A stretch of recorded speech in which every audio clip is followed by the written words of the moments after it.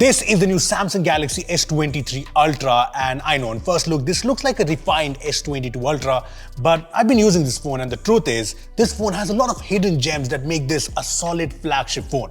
In this video, I'm going to show you 5 hidden gems of this phone, so let's go. So the biggest highlight of the S23 Ultra is its new camera. There's a brand new 200 megapixel main camera here that brings a lot of cool new tricks, and Samsung flagships always take great photos and the S23 Ultra brings improvement to that. But I was more interested in how Samsung has improved videos. So first of all, the 200 megapixel main camera brings quad pixel autofocus, which is 1.5 times faster than last gen, but the hidden gem here is improved OIS. The S23 Ultra has adaptive VDIS and the 200 megapixel sensor has a 2x wider OIS angle which handles shakes up to 3 degrees compared to 1.5 degrees on the S22 Ultra. This means the stability in videos is just fantastic. Apart from this, the phone also has 4K 60fps HDR video recording now, and you can also shoot 8K videos in 30 fps. Now, hidden gem 2 is the fact that unlike in the past, 8K videos from the S23 Ultra have no cropping. So this is 1080p, now this is 4K, and now this is 8K. Yeah, no cropping at all, and this is great. Now here's an 8K 30 FPS video I shot, and you can see the stability in action and the crazy detail 8K brings. 8K videos just look better now. Apart from 8K videos, there's also said to be improved low-light videos with better noise control.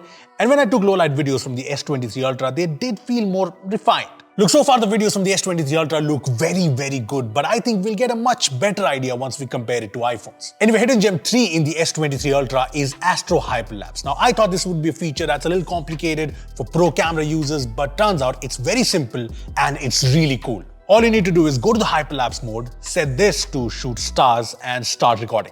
Now we don't generally get to see a lot of stars in Delhi, but I did try it out. I set up the phone on a tripod in my balcony and this is the video I shot. This is incredible, right? Especially from a phone.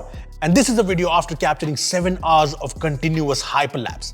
Another thing to note, I started the hyperlapse at 100% battery and at the end of it, the phone was at 23%, which is pretty good. Coming back to the camera, by default, the 200 megapixel sensor outputs 12 megapixel photos, but there is an option right here using which you can take 50 megapixel and even 200 megapixel shots, which by the way are massive in size, although they do have a lot of detail as you can see. Now, I took photos in the default mode on the S23 Ultra and the photos are great. I mean, every single photo just has this rich color with really good dynamic range and the details are incredible. Low light photos are also beautiful. There's no noise at all. The photos are sharp and crisp. And even when I took photos in pitch dark situations, they turned out fairly well. There's also Expert RAW integrated right into the camera app, and what's awesome is that Expert RAW also supports the front camera now, so you can take high quality selfies in RAW. Now the selfie camera is 12 megapixel instead of 40 megapixel from the last gen, but megapixels aren't everything and the selfies from the S23 Ultra look great. But let me tell you hidden gem 4. Not only does the selfie camera support RAW photos, it even supports 4K 60fps HDR videos just like the rear camera. This is a 4K 60fps HDR video from the S23 Ultra's front camera, and yeah, this looks fantastic. This should be great for vlogging because, like I said, the quality is really good. Apart from all this, there are all the camera features. Portrait mode photos at 3x look very detailed and sharp. Zooming capabilities of this phone is fantastic. I mean, I shot a 100x photo of the moon and this is what it looked like. Yeah, this is insane. The second big highlight of the S23 Ultra is the fact that it comes with a custom-made 8 Gen 2 chipset called 8 Gen 2 for Galaxy. This 8 Gen 2 chipset has an overclocked CPU and GPU, and I also like the fact that the S23 Ultra has a base storage of 256GB and 12GB RAM. Now the phone obviously does very well in benchmark tests, and while I'm still testing the phone, so far it does seem to do really good in terms of performance. I mean, let me put it this way, this is a fast and smooth flagship phone. It just feels that way in daily usage and gaming. There's also one hidden gem here. So hidden gem 5 is that the S23 Ultra has this option called pause USB power delivery in the game booster settings, which allows the phone to supply the input power directly to the processor. This means that the S23 Ultra battery won't charge, but this will improve thermals and performance while intensive gaming. Now this is an option that we have seen in the past in a lot of gaming phones, so it's interesting that Samsung has packed this in the S23 Ultra, and this should be very useful for people who game a lot or who are game streamers who want the absolute best gaming performance. Performance aside, the S23 Ultra comes with OneUI 5.1 based on Android 13, which is very optimized and has all the cool features like lock screen customization, these new widgets, all the cool ecosystem features with other Samsung devices, and like other Samsung flagships, the S23 Ultra will get 4 major OS updates and 5 years of security patches. Now we know how well Samsung has been doing in terms of pushing fast Android updates to its phones, so this flagship phone should obviously be well supported. Now one thing to note, I recently read a report saying the S23 phones are taking up a lot of storage.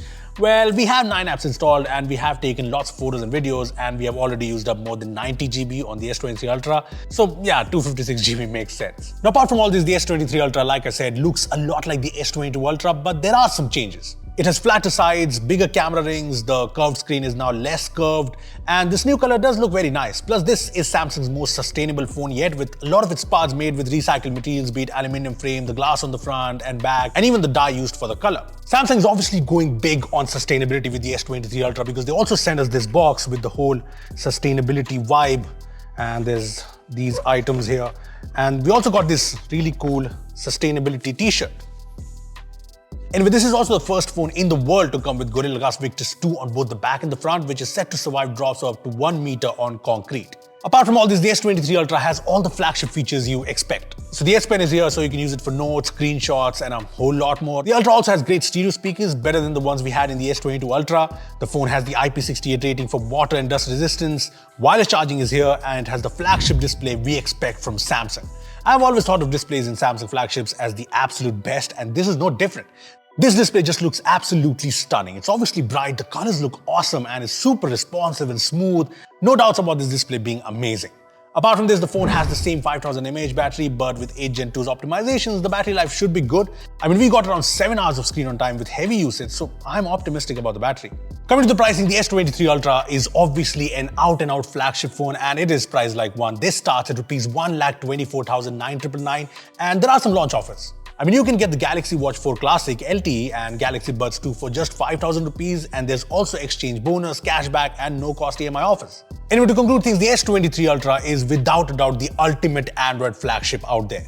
I mean, there are improvements in a lot of aspects, and the hidden gems that I mentioned make the S23 Ultra a very good flagship phone that can take on the iPhones. Now, what do you think of the S23 Ultra versus the iPhone? Comment down below.